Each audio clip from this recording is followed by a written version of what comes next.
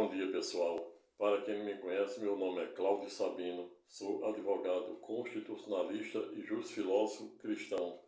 Hoje, notadamente dia 2 de julho de 2023, dentro do finalzinho da quarta vigília, haja visto o relógio registrar 5h30 da manhã,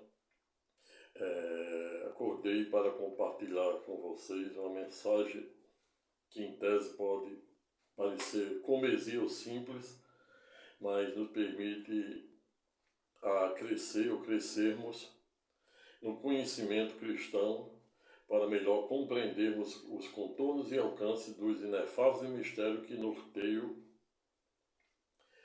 a inefável existência do Todo-Poderoso, razão pela qual no dia de hoje, neste finalzinho da quarta vigília, notadamente às 5h30 da manhã, início de domingo, portanto, resolvi e escolhi para compartilhar com vocês, sem nenhuma pretensão de esgotar a matéria, tampouco fazer nenhum demérito àqueles que de alguma forma, por algum viés político, ideológico, religioso ou filosófico, portanto, ao revés, pensam em sentido contrário. E isso é democracia. E esta é a razão pela qual escolhi o tema, abre aspas. Você sabia que Jesus de Nazaré não existia antes da cruz? E por quê? Crente e cristão não significa a mesma coisa? Fecha aspas. Eis a questão, como dizia o grande dramaturgo e quiçá maior poeta de todos os tempos, a saber, William Shakespeare. Eis a questão. Mas antes mesmo de adentrarmos diretamente para o pano de fundo ou de mérito da presente temática, e como sempre, como dizia Nietzsche, o verdadeiro professor é aquele que ensina por prazer. E eu estou aqui mais uma vez, nesta finalzinha da quarta vigília, notadamente 5h30 da manhã, início de domingo, portanto, duelando com o tino e o tirocínio da razão no impávido tentativa de tentar de alguma forma te ajudar com esclarecimentos e conhecimento bíblico de primeira qualidade. E aí, antes mesmo de adentrar diretamente para o pano de fundo de mérito da presente temática, convido todos, senhores e as senhoras, dando as boas-vindas a ambos, ao presente canal da cidadania, canal de autoajuda e de ajuda do alto. Ou seja, o presente canal, em que peço, para quem não sabe, fora literalmente batizado como 3D ou 3 dimensões, onde no primeiro formato eu trato de questões eminentemente relacionadas aos mais diversos ramos do direito, trazendo e compartilhando com você os direitos básicos do devido exercício da cidadania, bem como direito à saúde, à propriedade, direito previdenciário, direito trabalhista e etc. Sobretudo à luz das decisões que o STJ e o Supremo Tribunal Federal em Brasília vêm pacificando a respeito das mais diversas temáticas, como por exemplo plano de saúde, saúde pública, quem tem ou não tem direito a receber medicamento de alta complexidade sem pagar um tostão por conta do SUS, quem tem ou não tem direito a um leito e até mesmo a se internar em hospital particular, independentemente de ter plano de saúde ou ter condições financeiras ou de pagamento. Dentre essas e diversas outras temáticas que diariamente vocês que vêm me seguindo nos últimos 30 dias, cadastrados ou não, direto ou indiretamente, vem tendo a oportunidade de compartilhar comigo de forma humilde e sem nenhuma pretensão, em nenhuma das hipóteses, de esgotar a matéria. Mas o presente canal em que peço também fora literalmente batizado e dividido em 2D, que eu trato de autoajuda usando os mais diversos princípios da filosofia, da neurociência e até mesmo, às vezes, da psicanálise de Sigmund Freud, Klein, Jung e Lacan. E para fechar a grade do presente canal, Nós temos também o formato 3D que eu batizei de ajuda do alto, pois quando a gente não consegue dirimir os problemas na plataforma 1 e 2, em ato contínuo, temos na terceira instância, no presente canal, que é exatamente o Tribunal de Cristo, onde nele eu creio e nele, em que pese, você também deve confiar. E não à toa, existe uma máxima dita por este que é advogado, que se você busca por uma justiça efetiva e real, equânime, na acepção jurídica do termo, em que pese, dificilmente você encontrará na justiça dos homens. E não à toa Jesus dava o exemplo, dera o exemplo, que ele é ad eterno, é o Deus de ontem, de hoje e de amanhã. Jesus disse para seus discípulos e para os fariseus da época, quando você tiver um problema com seu irmão, e por irmão subentenda amigos, parentes, entes queridos, vizinhos e até os inimigos, você procure conciliar com ele antes de levar para a justiça, pois se for para a justiça, em que pese, você pode perder seu patrimônio e até ir preso. É exatamente assim. O rei Salomão já dizia. Rei Salomão, para quem não sabe, foi um dos 10 reis de Israel que governou Israel por expressivo 40 anos, ou seja, em idos de 920 a 960 a.C. Existem algumas divergências teológicas sobre esta data. Alguns dizem que é o ano 931. Mas o que importa o que é pacífico é que ele governou por Israel por expressivo 40 anos. E ele sempre dizia, na justiça só corrupção, na política só corrupção. E aí, sem nenhum demérito à política, sem nenhum demérito à justiça, apenas contextualizando essa passagem dita pelo rei Salomão, está aí, dos 3 livros que ele escreveu. Cantares, que ele retrata a sua primeira vida ideológica. Provérbio, que é um verdadeiro estatuto ético e moral, e por que não dizer jurídico, de como as pessoas deviam e devem regir as suas vidas. E o terceiro livro, a saber, Eclesiastes, que ele trata, que ele chega à terceira idade dizendo que tudo é ilusão e tudo passa. Na vida existe um momento de nascer, viver, morrer. E Chicanísio, certa feita, dizia, o erudito e saudoso Chicanísio, que nós, dada a nossa ideia, dada a nossa natureza humana, miserável natureza humana, não falou com essas palavras por óbvio, eu estou traduzindo. Mas Chicanísio dizia que o homem deveria nascer velho e morrer criança, pois quando ele envelhece, quando chega a segunda, terceira idade, e ele consegue alguma coisa, ele não tem mais saúde, nem vigor, nem rigidez física para aproveitar. E é por isso que existem muitos lilistas vivendo a vida totalmente desprovidos de valores éticos e morais com base no arminiano, em Armínio. Mas quando defendo e defendi no vídeo aula anterior que devemos fazermos o maior esforço possível para nos harmonizar a nossa natureza humana com aquilo que reflete a vontade e o propósito de Deus. Então jamais, repito, jamais dizendo para você ser um lilista, que é exatamente aquela pessoa que vive desprovida de valores éticos e morais, e sim, em tese, poder até se espelhar no estoicismo, que é uma antiga filosofia grega, atemporal, que defende a tese do meio, ou seja, a mesma tese defendida por Buda na sua teoria do Zen, no sentido de que o homem deve evitar extremos, ou seja, o estoicismo, como havia dito no vídeo passado, consiste exatamente numa filosofia antiga, atemporal, que se aplica temporal porque se aplica em todos os contextos do nosso cotidiano, nosso existencialismo, nosso materialismo, no sentido de que não devemos nos preocupar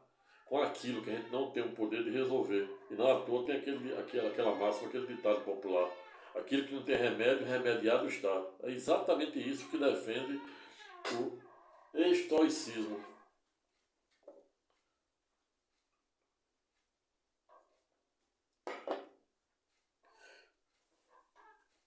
Veja, portanto, que o terceiro bloco do presente canal tratamos de ajuda do alto, ou seja, do Tribunal de Cristo, pois quando a gente não consegue dirimir os problemas na plataforma 1 e 2, que são as leis dos homens, em ato contínuo a gente pode recorrer a uma terceira instância no sentido de entregar todas as nossas demandas de ordem física, material, mental e espiritual na mão do Todo-Poderoso. E não à toa ele é taxativo em Mateus, em Isaías e nos mais diversos livros da cronologia bíblica, no sentido de dizer, se alguém lhe fizer o mal, não se preocupe, desde que eu serei o seu vingador. Tem outra passagem que ele diz, se alguém lhe fizer o mal, não se preocupe, que eu farei com que os seus inimigos sejam espremidos com a planta de seus pés. Portanto, se você está angustiado, aquela angústia de Jacó, cheio de conflitos existenciais, cheio de dúvidas, cheio de medo, pois tenhamos que temer. Temer é diferente de ter medo de Deus. Os mais de 3 milhões de semitas, judeus e hebreus, que são sinônimos entre si, que partiram, segundo a primeira contagem, que saíram, foram resgatados literalmente dos 400 anos do cativeiro do Egito por Moisés, passaram expressivos 40 anos andando quase que em círculo.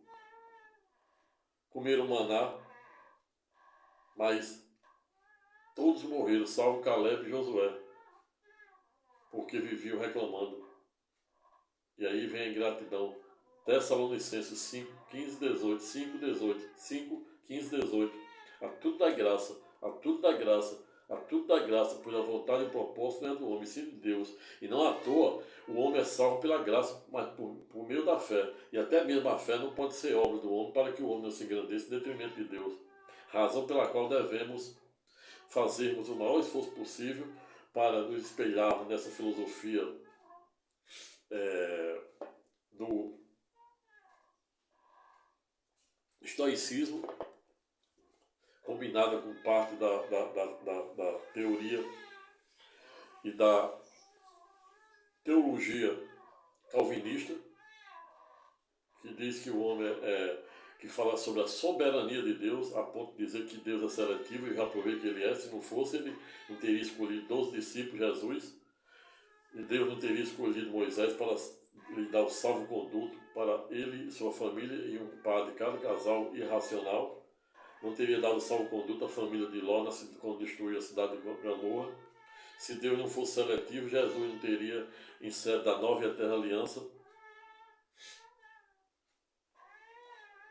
escolhido 12 discípulos, e dos 12 ele tinha um amor. Ele tinha 3 queridos, que eram Tiago, Pedro e João. Como a gente observa no momento, no transcendental momento da transfiguração de Cristo Jesus, que de um lado aparece Moisés, representando o Êxodo e a lei, por obra da Torá, composta pelos 5 primeiros livros da Bíblia, de Gênesis a Deuteronômio, escrito por Moisés, cujo próprio Moisés previu a sua própria morte. E do outro é Elias, representando os profetas, os 3 anos e meio que Deus deu poder para ele abrir e fechar o céu, para chover e não chover no deserto. Pois, para quem não sabe, Elias, para além de ter sido arrebatado numa carruagem, em tese numa carruagem de fogo, outro sim, por via reflexa, ele foi o profeta do Antigo Testamento que pregou ipsilitso, ou seja, literalmente no deserto, diversamente de seu sucessor, a saber, Eliseu, que foi um dos homens para além, que não obstante ter sido um dos homens que Deus deu mais poder para ele fazer em seu nome, como curar a lepra do general da Síria, a saber, Naamã, com 7 mergulhos no Rio Jordão, fazer flutuar o martelo, o machado que havia caído também no Rio Jordão, ressuscitar o filho de Sulamita, uma ex-mulher do rei Salomão, com 7 espirros, fazer com que os soldados do rei da Síria ficassem literalmente cegos no momento em que vinham armados até os dentes para matá-lo. E ele disse, não estou preocupado, pois o exército que está comigo aqui é infinitamente maior. Por lógico que ele estava falando 2% dos terços dos anjos de Deus. Se Lúcifer corrompeu um terço dos anjos de Deus, com a rebelião de Lúcifer, por lógico que Deus ainda pode contar com 2/3 de anjos, ou seja, significa que para cada demônio que diariamente nos atenta, em que pese, nós podemos contar no mínimo com 2/3 de anjos, e não são poucos, como dizia o profeta Eliseu. Mas o profeta Eliseu também purificou o cozido envenenado, provando que nada é impuro, nada é contaminado quando Deus purifica, como Jesus apareceu em sonho para Pedro, Simão, e mostra aqueles animais lá do Antigo Testamento, ele dizia que era proibido comer porque eles eram impuros, e pede para Pedro e Simão comer, e ele diz, não vou comer, porque o Senhor mesmo disse, a própria lei diz que não podemos comer, que esses animais são impuros. E aí Jesus responde do alto de sua infinita grandeza para Pedro, o cético Pedro e Simão, que não existe nada impuro quando ele purifica. Vejo, portanto, a importância de darmos ouvido ao dom do poder do Espírito Santo, ao que o dom do poder do Espírito Santo tem para nos revelar. Dito isto, e para que o presente individual não fique maior do que eu pretendo, já parto diretamente para o plano de fundo ou de meta da presente temática para trazermos respostas e explicação para os inefáveis mistérios que norteiam a nossa existência e, para além disso, para darmos resposta e explicação ao tema de hoje, a saber, você sabia que Jesus de Nazaré não existia antes da cruz? E porque, por via reflexa, crente não é a mesma coisa de cristão? Fecha aspas. Eis a questão, como dizia o grande dramaturgo e maior poeta de todos os tempos, a saber, William Shakespeare. E como já venho a Lures ensinando, como um bom professor, como dizia Nietzsche, todo texto dissertativo, narrativo e, por que não dizer literário, em que pese deve preceder no mínimo de antíntese, que é a parte introdutória, tese, que é a parte do fundamento, e com síntese, que é a parte da conclusão. E aí já parto para o nosso primeiro pressuposto, a saber, a introdução, no sentido de começar introduzindo a temática ou pano de fundo, que é objeto do presente estudo teológico, no sentido de dizer que Jesus, em tese e sob aspecto histórico e teológico, portanto, é chamado de diversas formas, dentre elas as mais comuns, como Jesus de Nazaré, o Messias, o Iluminado, a Trindade, o Alfa e o Ômega. No início era o Verbo, e o Verbo é o Alfa e o Ômega, o primeiro e o último, o início e o fim, o princípio e a eternidade. Jesus, na sua primeira vinda, na sua primeira estada de 33 anos e meio na Terra, em que pesa,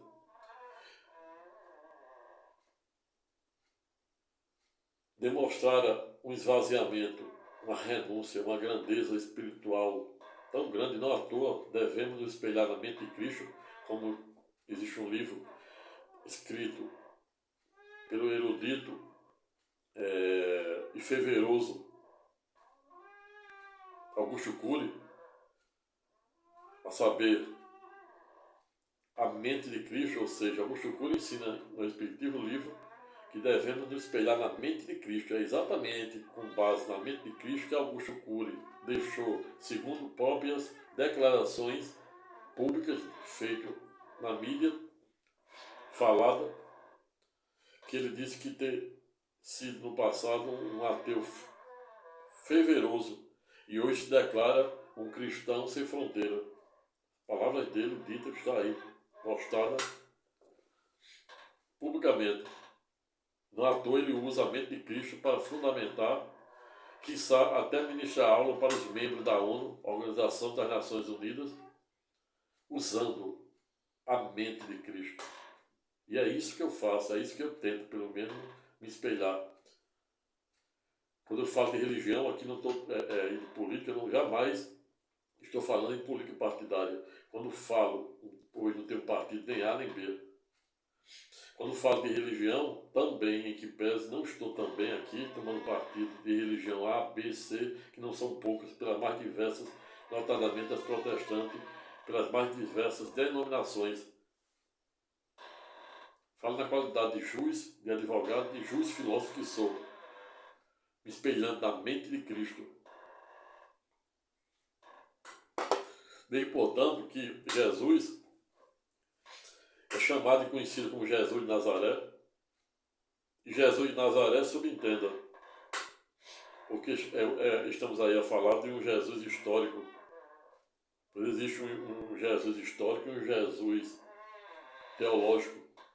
Não à toa existem muitos aí, usando sem nenhum demérito aos mesmos, sem citar nome, apenas para contribuir com o debate teológico e filosófico, portanto, usando a própria história para tentar desconstituir, de um lado conseguir likes, visualizações, inscritos nas plataformas de YouTube, etc., Twitter, TikTok, Instagram e etc. Mas quando a gente vai ver o conteúdo, dói na alma, que é só para destruir, somente para desconstituir a existência, o nome e o poder do Todo-Poderoso. Mas não estou aqui para julgar. Isso aí quem julga é ele.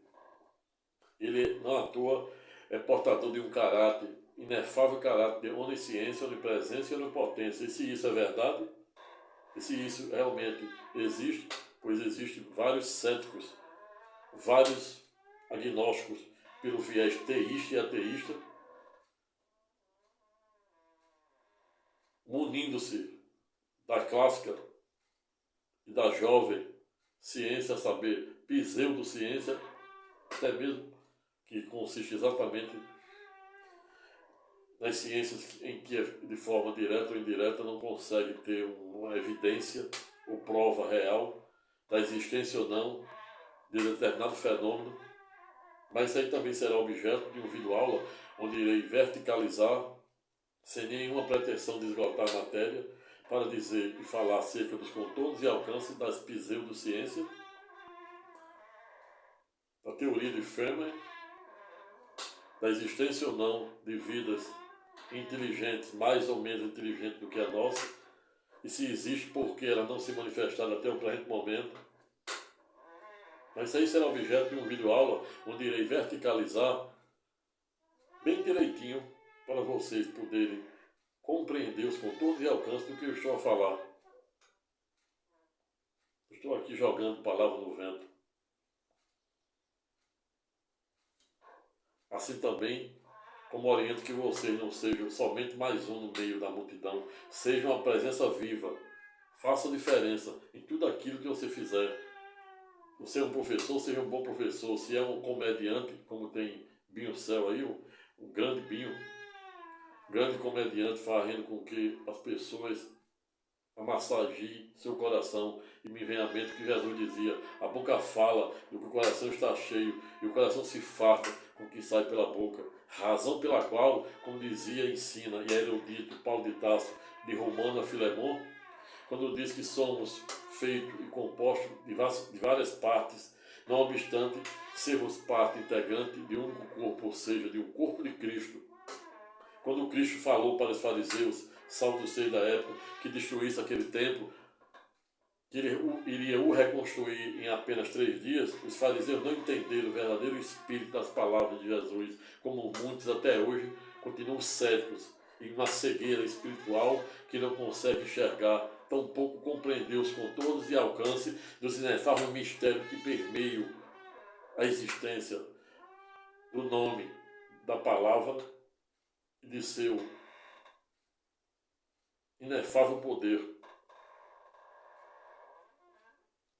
Paulo de Tarso, quando diz que somos feitos composto de diversas partes, não obstante fazem parte de um corpo, do corpo de Cristo. Ele está dizendo que somos dotados de diversos talentos de ensinar, de ser um técnico de informática, muito importante hoje, técnico de telefone. Quem é que não precisa de um técnico de telefone, de um técnico de informática hoje, de um eletricista de veicular, de um mecânico de veículo, de um eletricista predial, de um arquiteto, de um engenheiro.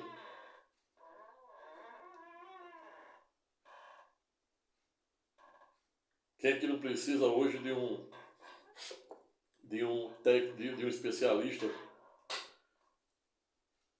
em tecnologia digital? Não à toa existe o marco da ciência, tecnologia e inovação, muito importante, um grande advento, um grande instrumento para a inclusão no mercado de trabalho, para a inclusão digital.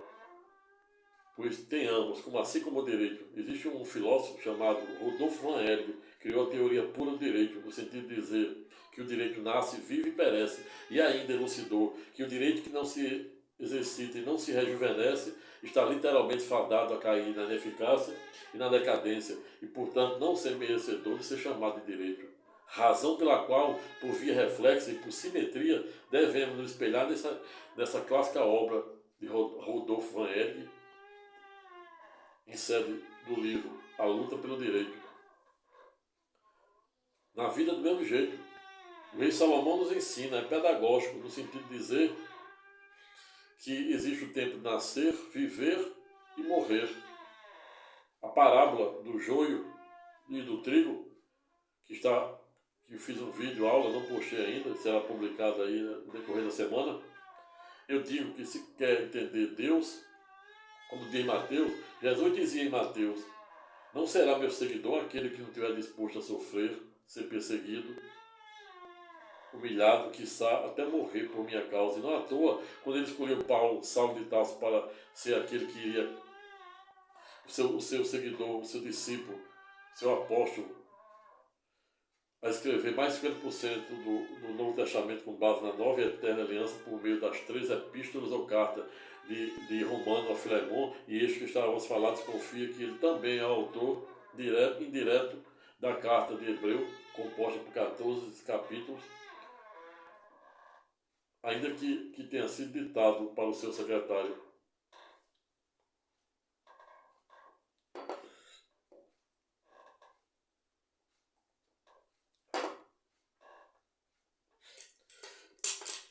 Paulo de Tarso, quando Jesus escolheu Paulo de Tarso, interceptou quando ele ia armado até os dentes no caminho de Damasco da Síria para perseguir, prender, quiçá até mesmo matar os seus seguidores, os seus discípulos que estavam pregando lá em Damasco, na Síria. Ele interceptou com a tocha de fogo, deixou Saulo de Tarso cego por 3 dias, e Saulo, na hora que foi interceptado, como um fervoroso e obediente soldado romano, soube reconhecer a autoridade de Jesus. E aí Saulo diz: quem é? E Jesus, no alto de sua infinita grandeza, diz: Saulo, quem fala é aquele que você persegue, Jesus. Aquele que você persegue. E aí, Jesus, em ato contínuo, aparece em sonho para Ananias e diz: Ananias, eu estou mandando um homem aí. O nome dele é Paulo, o nome dele é Saulo de Tarso, para você batizá-lo, e ele, doravante, será meu seguidor. E Ananias questiona o Todo-Poderoso, dizendo: como, Jesus? Como, Rabi?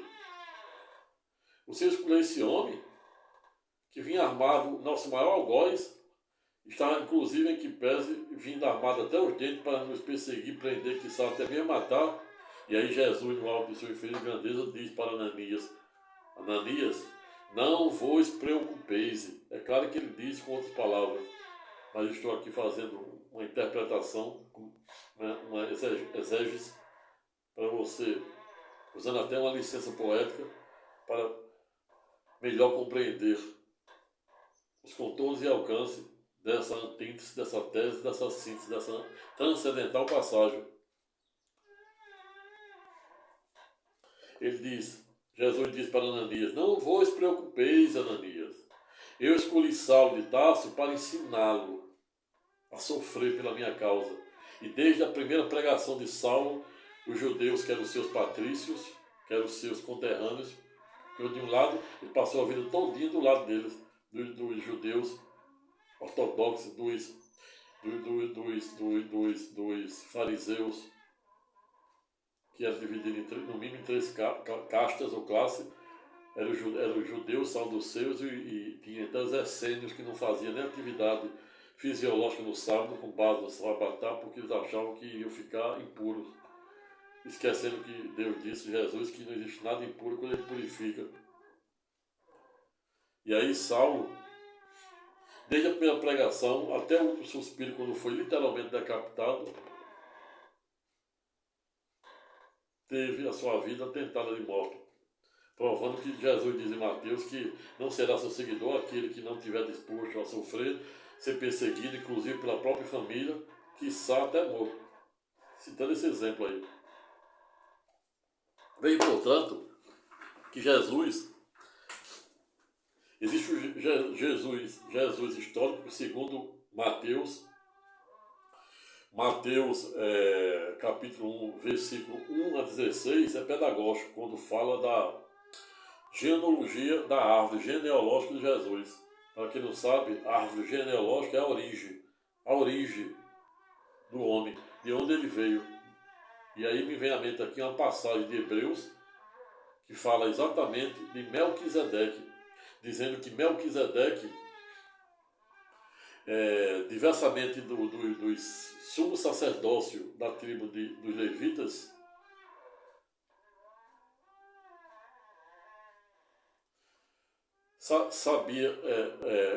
todos sabiam a sua origem genealógica, a sua árvore genealógica, ou seja, quem era seu pai, sua mãe, seus descendentes.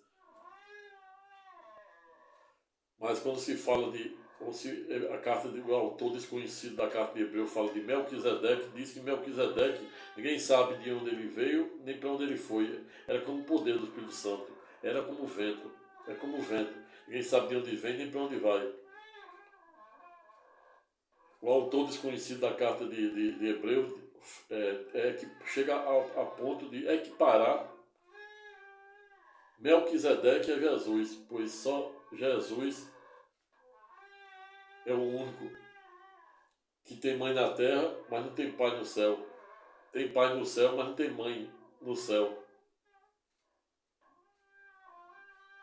E aí, quando eu estou falando da carta de Hebreus, notadamente essa passagem de Melquisedeque, que Melquisedeque aparece para o patriarca Abraão quando ele voltaram da guerra para tentar resgatar seu sobrinho Ló, e é recepcionado a pão e vinho. E aí Abraão lhe paga o dízimo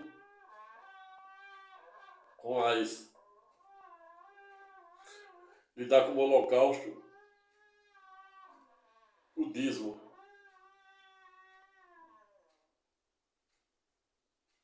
E se joelha diante de Melquisedeque. Melquisedeque, conforme a Lures dito, na carta de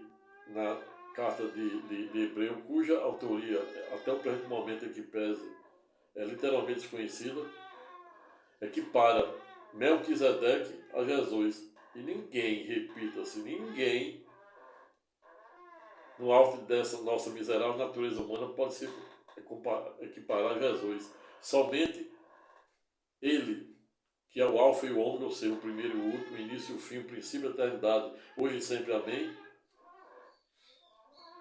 pode se comparar a Ele mesmo, ou seja, a Trindade, que é ver Deus em 3 dimensões, Deus Pai, Deus Filho e Deus Poder, do Espírito Santo. A Trindade, existe uma maneira fácil de entender a Trindade para os céticos, para aqueles que têm alguma dificuldade e até algum ceticismo em querer acreditar que Deus existe em 3 dimensões, ou seja, Deus Pai, Deus Filho e Deus Poder, do Espírito Santo. Uma maneira fácil de entender da Trindade é um exemplo do ovo. Imagina o ovo. O ovo tem 3 partes: a casca, a gema e a clara. E isso não torna em 3 pessoas. Está entendendo como é fácil entender a Trindade? Assim é Deus. Para entender a Trindade, que Jesus e Deus e o poder do Espírito Santo é uma coisa só, e não à toa, no último livro da Bíblia, a saber, Apocalipse, que significa por via reflexa revelação, a revelação de quem? De Cristo Jesus na ilha de Patmos para o seu querido apóstolo João, por meio das 7 cartas dirigidas aos 7 anjos da igreja.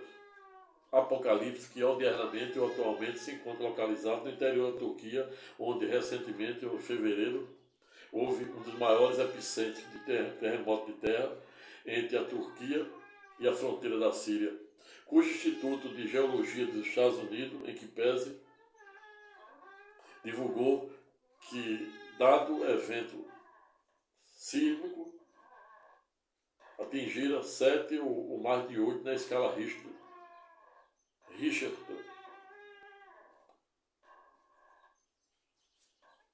Veio, portanto, que quando o desconhecido autor da carta de Hebreus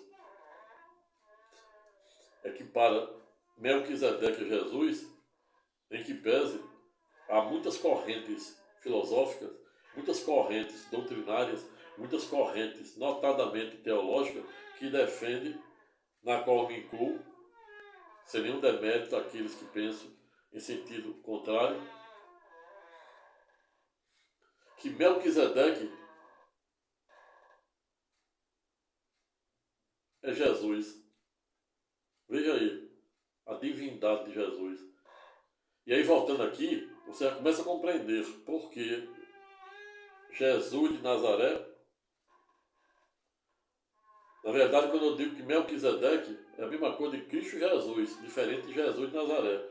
Jesus de Nazaré é o homem histórico. Quando eu digo que Jesus de Nazaré não existia antes da cruz, é porque ele é um Jesus histórico. Jesus de Nazaré viveu a partir só 33 anos e meio, segundo a cronologia bíblica. Ele é o Jesus histórico, sob essa perspectiva.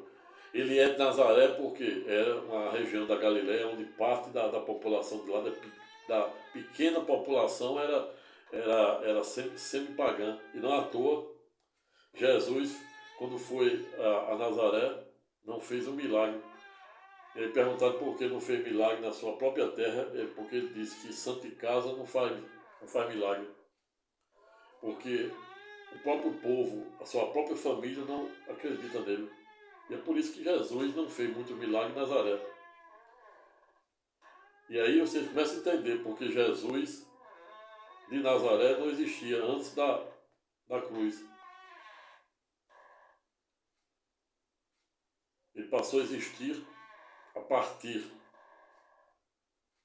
dos 30 anos para a Bíblia, porque o Jesus histórico de 30 anos para trás você não vê na Bíblia canonizada ou homologada pelo Vaticano, composta por 73 livros, tampouco nos 66, que tem 7 livramentos do cânon protestante, que tiveram origem a partir da transcendental reforma protestante de 1517, do grande monge alemão, a saber, Martinho Lutero, por meio de 95 teses de caráter teológico, jurídico, religioso, político e econômico, de como a cúria romana estava, naquela época, em 1517, deformando a palavra de Deus. Mas isso será objeto de uma verticalização e um tema específico que vocês irão ter aí a oportunidade de entender os contornos e alcance desta reforma,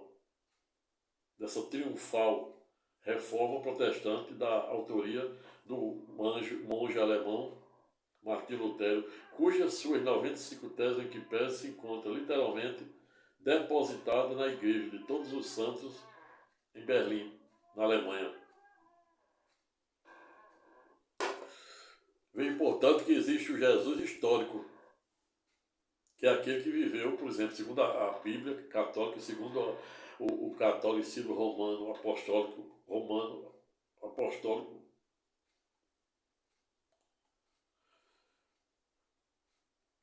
ensina até hoje, do Vaticano até o Seminário de São Pedro, que é o mesmo. O catecismo do Vaticano é o mesmo, que se aplica no mundo inteiro, é o mesmo sermão. Ipsilitz. E a Igreja Católica é a única que tem 7 sacramentos, a saber, o batismo, confirmação, eucaristia, matrimônio,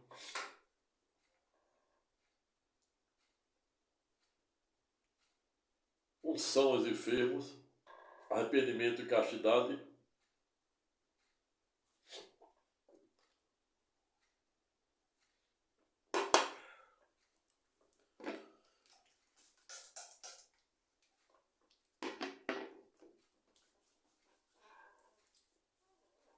e o sétimo, que está me falhando aqui a mente, eu estou aqui buscando aqui no tino e tirocínio da razão,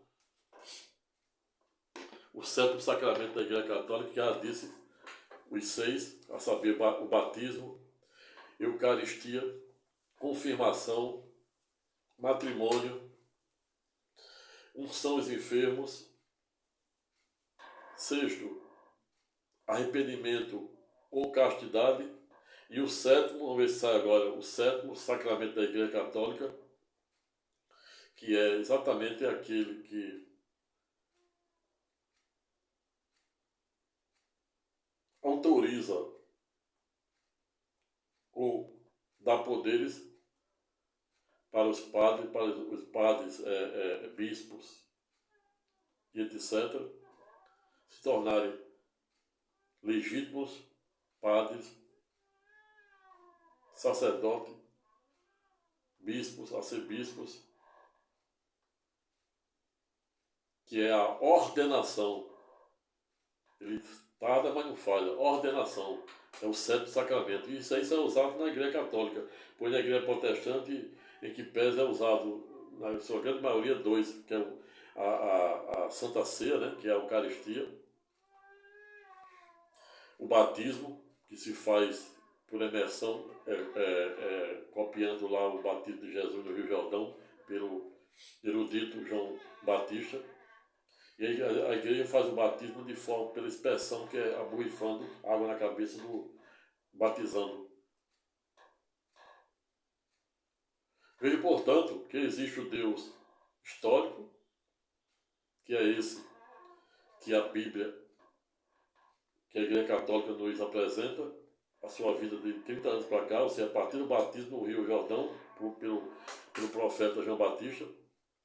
E existe o Deus teológico, existe o Deus divino, o Logos, aquele que no último livro da Bíblia ele se revelou como sendo o Alfa e o Ômega, ou seja, o primeiro e o último, o início e o fim, o princípio e a eternidade, hoje e sempre. Amém. Existe o Deus divino, o Logos, que é o universo, como defende o estoicismo, como defende a lei da atração. E por falar em lei da atração, me lembro de Nikola Tesla, um dos grandes protagonistas, ao lado de Thomas Edison, americano, grande protagonista da energia, e também, para quem não sabe, Nikola Tesla também protagonista e deu uma grande contribuição para a lei de atração. E por falar de lei de atração, não podemos deixar de lado Romanos 12, quando Paulo de Tarso diz que não devemos nos amoldar ao padrão deste mundo. Devemos, pois, buscarmos nos renovarmos por meio de nossa mente para descobrir a boa, agradável e perfeita vontade de Deus. E por último, porém não menos importante, quando falamos da lei de atração, também não devemos deixar de lado os eruditos ensinamentos de Jamie Allen, do filósofo britânico, a saber, Jamie Allen, para quem disse que somos aquilo que pensamos. Vejo, portanto, que não existe nada que o homem faz, que o homem pense, que nos esteja conectado de alguma forma a algum ponto do cosmos, do Logos. Então, quando falamos em Cristo Jesus, entendam-se o Alfa e o Ômega. No início é o primeiro e o último, o início e o fim, o princípio e a eternidade. Quando falarmos em Cristo Jesus, entendam-se o divino, a Trindade, que é ver Deus em 3 dimensões. Quando falamos em Cristo Jesus, você entenda. No início era o Verbo, e o Verbo se fez carne, e sem ele nada se fez, nada se fazia. Esse é Cristo Jesus, do ontem, do hoje e do amanhã. Quando falamos de Jesus de Nazaré, estamos falando de um Jesus, de um Deus histórico, que se dá a partir dos 30 anos com seu batismo no Rio Jordão. Não obstante a sua vida existia uma vida antes dos 30 anos que não é relatada na Bíblia católica, tampouco na protestante.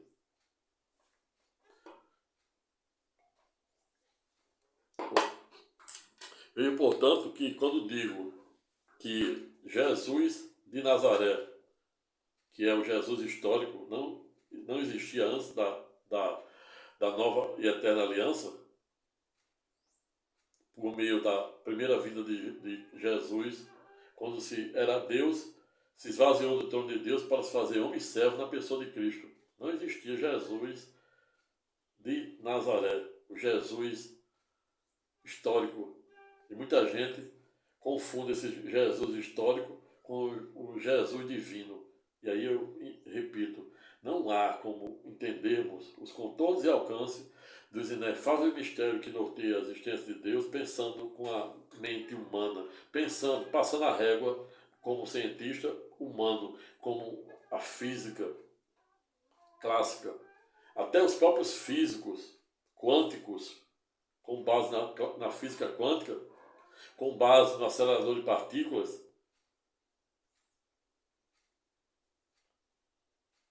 já vem de forma até inconsciente, de forma indireta, reconhecendo a existência de vida inteligente, veloz, de uma força motriz que rege o universo, que rege o Logos, que rege mais de 100 bilhões de galáxias, que rege bilhões de estrelas, que rege o cosmos escuro, pois não obstante existir bilhões de estrelas, inclusive o Sol, ele é literalmente escuro porque a luz não incide no vácuo, e sim onde existem atmosferas. Quando falo em Cristo Jesus, estou falando do Logos, estou falando do divino, estou falando do ungido. E essa é a razão. Cristo Jesus, Paulo de Tarso o chama Cristo Jesus, e eu também. Quando eu falo de Cristo Jesus, é falar do ungido. Não há como medir Deus. Não há como medir o tamanho de Deus. E muita gente pergunta, quem foi que criou Deus? Se Deus criou todas as coisas, quem foi que criou Ele? Ele diz, no último livro, no mínimo por 3 passagens, ser o alfa e o ômega, ou seja, Jesus, Deus Pai. É o Deus Pai, Deus Filho e Deus por Deus, Espírito Santo. E isso aí a Igreja Católica aplica. Quando você é batizado na Igreja Católica, o padre diz, te batiza em nome do Pai, do Filho e do poder do Espírito Santo. A Igreja Pentecostal usa como sua origem o Pentecoste, que é exatamente o momento depois que Jesus ressuscita, e lá no cenáculo, que é no lugar onde ele se encontrava com seus discípulos, ele derrama línguas, labaredas de fogo, que é o dom, o dino do poder do Espírito Santo, e faz com que todos que estavam ali, os discípulos e as Marias, comecem a soar línguas diferentes, exatamente para possibilitar as 500 testemunhas que estavam de fora daquele cenáculo entenderem que representava a nação, que representava o mundo naquele momento histórico. Então não há como entendermos Deus pensando com essa nossa miserável natureza humana. Não há como entender Deus com a régua dos homens, com a régua da ciência. E a própria ciência, por meio da clássica física quântica, em sede do clássico acelerador de partículas, na ocasião em que os cientistas estavam manipulando átomos, começaram a manipular nesse acelerador de partículas o átomo A, em ato contínuo começaram a observar que, não obstante, ou apesar de o átomo B, C e etc. não ter sido literalmente manipulado, em ato contínuo eles agiam, se comportavam como se estivessem sendo literalmente manipulados. Fazendo com que intrigasse os cientistas, que não obstante serem céticos, só acreditar naquilo, igual São Tomé, naquilo que pode ser comprovado pela ciência. E essa é a razão pela qual os ateus não acreditam em Deus, porque não tem como comprovar isso no aspecto da física, da matéria, e nem vão nunca comprovar sobre essa perspectiva, pois Deus, para além de ser atemporal, para além de ser o alfa e ômega, ou seja, o primeiro e o último, o início e o fim, o princípio e a eternidade, hoje e sempre amém, ele, no início era o verbo, e o verbo se fez carne, e sem ele nada se fez e nada se fazia. Não há como os cientistas entender Deus com a régua humana, com a régua da ciência. E aí existe uma ciência do século XX criada com o objetivo representada pelas pseudociências, que são aquelas, por exemplo, aquela corrente cética que só acredita naquilo que existe evidências. E aí eu vos digo que se você realmente busca evidência material no divino, no Logos, no Alfa e Ômega, você não vai encontrar.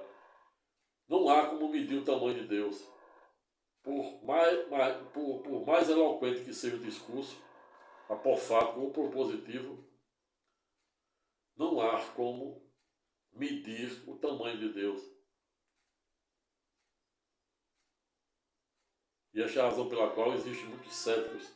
E aí já avançando para dar a segunda resposta do presente título, a saber, você sabia que Deus, que Jesus de Nazaré não existia antes da cruz? Já provei que ele não existia, porque o que existia e o que sempre existiu é o alfa e o ômega, é o divino, é o verbo. No início era o verbo, e sem ele nada se fez e nada se fazia. No início era o verbo e ele se fez carne. Sem ele nada se fez, nada se fazia. O que existia e existirá hoje e sempre é o Logos, é o divino, é o ungido. Não à toa, Paulo de Tarso, em sede da Nova Eterna Aliança, o chama, o batiza de ungido. Cristo Jesus. Então, quando eu falo Cristo Jesus, você pensa no ungido, na Trindade, que é ver Deus em 3 dimensões. Quando você ouviu falar em Jesus de Nazaré, você pensa, é um homem histórico.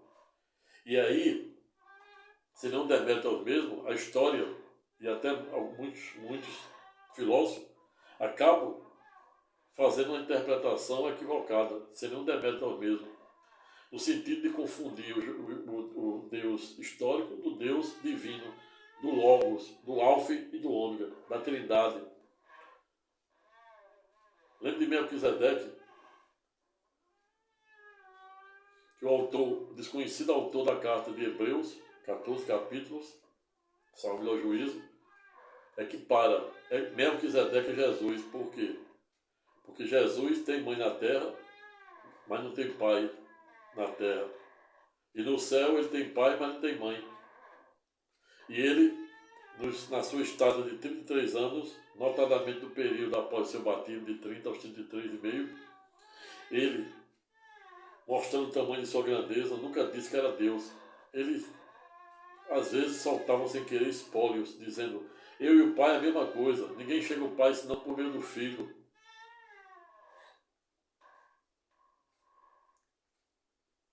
Somente no último livro escatológico, que ele diz, no mínimo 3 vezes, ser o alfa e o ômega, ou seja, o primeiro e o último, o início e o fim, o princípio e a eternidade, hoje e sempre.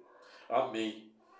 Respondido essa primeira pergunta, explicando de forma teológica, filosófica e jurídica, portanto, por que Jesus de Nazaré, da Galiléia, da antiga Galiléia, cuja a pequena população era semi-pagã, razão pela qual Jesus não fez muitos milagres lá, porque não existe milagre onde não existe fé, onde não há fé. Então, respondido que a razão pela qual Jesus de Nazaré não existia antes da nova e eterna aliança, parto para dar a segunda e última resposta, que é exatamente dizer e mostrar a diferença entre crente e cristão. E aí já avanço no sentido de dizer que crente e cristão são ipsilitis, ou seja, literalmente diferente. Não é a mesma coisa crente e cristão. E aí você que está a me ouvir deve estar dizendo como que isso é possível. Crente e cristão não é tudo parecido? É. O japonês e o chinês são literalmente parecidos, mas existe uma coisa que o diferencia. É isso aqui, ó, que ninguém tem, impressão digital. Japonês, todo japonês, todo chinês, assim como toda criança, muita gente diz que são parecidos, mas iguais jamais. Pois Deus colocou o seu DNA aqui, ó, que é a nossa impressão digital, é o que nos torna especial, que nos difere um do outro. Portanto, por mais que um japonês e um chinês, e por que não dizer uma criança, sejam parecidas, mas Deus colocou um código aqui que chama DNA, chama-se impressão digital, que ninguém tem igual. E é isso que nos torna especial. A razão pela qual digo, em uma primeira síntese estreita, que crente não é a mesma coisa de cristão. Cristão é aquele que segue Cristo.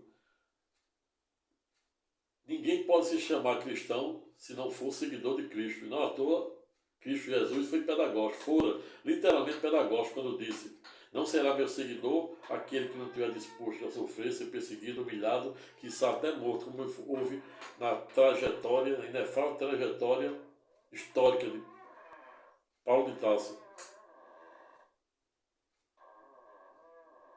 Veja, portanto, que cristão é todo aquele que crê, não somente crê, mas crê especificamente em Cristo Jesus. Este pode se deixar cristão. Se você não crê em Cristo Jesus, você não pode se chamar e se denotar cristão. Pode se denotar qualquer outra coisa, menos cristão. Diversamente de crente. Só pensa que crente e cristão é a mesma coisa. Todo cristão é crente, mas nem todo crente é cristão. É como, por exemplo, existe paralelamente, por simetria, na justiça, no direito do trabalho, existe, por exemplo, para quem e para quem. Para quem é uma coisa e para quem é outra. Existe outra coisa também que é muito utilizado pelos advogados na justiça do trabalho, que é, por exemplo, a relação de trabalho e a relação de emprego, onde, segundo a última reforma de idos de 2004, otorgada pela clássica emenda 45, que eu já considerei como a maior reforma do judiciário de todos os tempos, ela trouxe um instituto para diferenciar a relação de trabalho e a relação de emprego. Artigo 114, salvo engano, da Constituição Federal. 114. E seguintes. No sentido de dizer, de diferenciar relação de emprego e relação de trabalho. Estou fazendo isso para você poder entender a diferença entre crente e cristão. Como eu já disse, por exemplo, existe para quem e para quem. Na justiça do trabalho existe relação de trabalho e relação de emprego. E aí eu vos digo, toda relação de trabalho, de emprego, de trabalho, é gênero. Assim como toda relação de emprego é espécie. Ou seja, toda relação de emprego consiste numa relação de trabalho, mas nem toda relação de trabalho consiste numa relação de emprego. Voltando para cá, por via reflexa, crente não é a mesma coisa de cristão. Cristão é só aquele que crê. Ou seja, todo cristão é crente, mas nem todo crente é cristão. Explico, e como sempre, a resposta é de fácil alcance.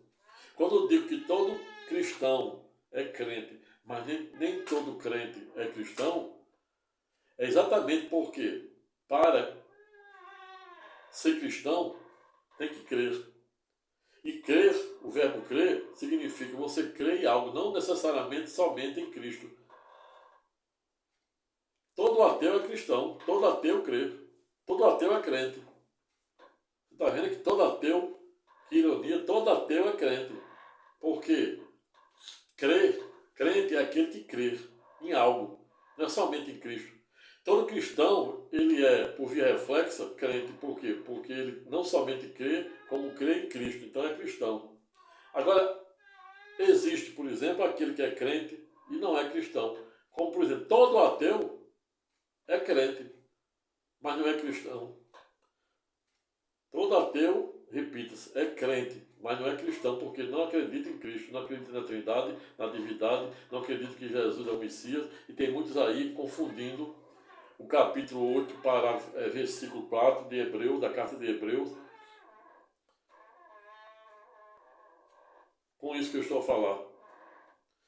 Confundindo o Deus histórico com o Deus divino, com o Logos, com o ungido, que são coisas diferentes.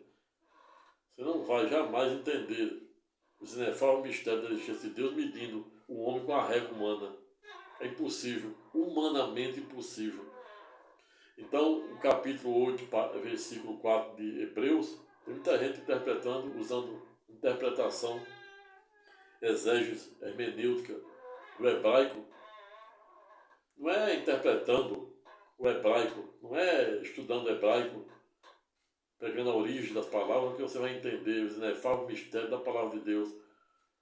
É você dividindo o joio do trigo, o Deus histórico, que é um, e o Deus Logos, e o Deus divino, e o Deus Trindade, e o Deus Alfa e Ômega, que é exatamente outro. Quando Jesus, por meio da parábola de Lázaro e de Lázaro rico, diz que é mais fácil um camelo entrar no buraco da agulha do que um rico entrar no reino do céu, ele não está falando de dinheiro, ele não está criticando a pessoa proibindo a pessoa ser rico, não. Ele não está fazendo nenhum demérito à pessoa que é rica. Apenas ele está dizendo que o rico é tão preso em matéria, em materialismo, que é tomado pela cegueira, espécie de cegueira espiritual, e aí é outra parábola, que ele consegue enxergar um camelo, que ele consegue enxergar um circo no olho de seu irmão, mas não consegue enxergar a trave que está atravessada em seus olhos, ou seja, a cegueira espiritual. Não há como entender ou entendermos com todo o alcance dos inefáveis mistérios de Deus pensando com a régua, medindo com a régua humana. E é isso. Quando a pessoa usa a história, usa o hebraico para tentar até desconstituir a existência de Deus, ele está medindo com a régua errada. Ele jamais vai poder entender os contornos e alcance dos inefáveis mistérios do Deus divino, do Deus do Logos, da Trindade.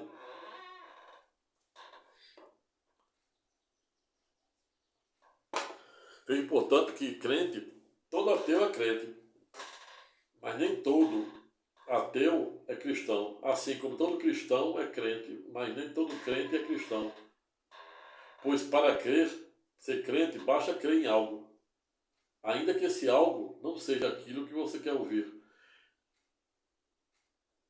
O Deus divino, o Deus ungido, o Messias, o Melquisedeque, que foi comparado pelo autor desconhecido de Hebreus como sendo Cristo. Quando o autor de Hebreus diz, equiparando Melquisedeque, que Melquisedeque não tinha, diversamente dos demais sumos sacerdotes da ordem dos levitas, não tinha origem genealógica, ninguém sabia de onde vinha, nem de onde ia. Ele estava, e a ponto de equiparar Jesus, ele estava simplesmente dizendo que Melquisedeque era Jesus. Melquisedeque era Cristo Jesus, o divino.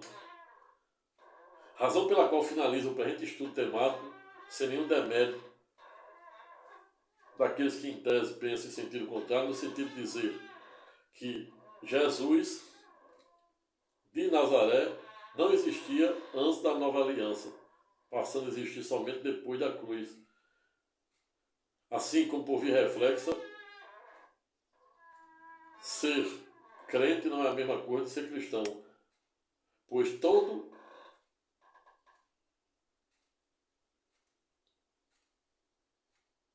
ateu, em que pese, também é crente, e isso não o torna em um cristão.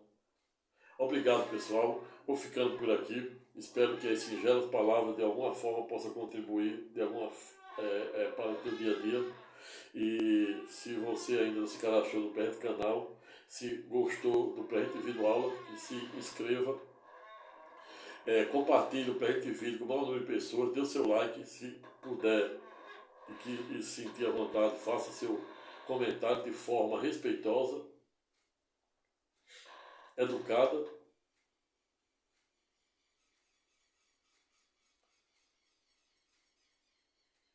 e elegante, pois isso é democracia. Até a próxima, fique com Deus, compartilhe o presente vídeo aula com o maior número de pessoas para, assim como eu, você também possa ser instrumento de mudança na vida das pessoas. Até a próxima.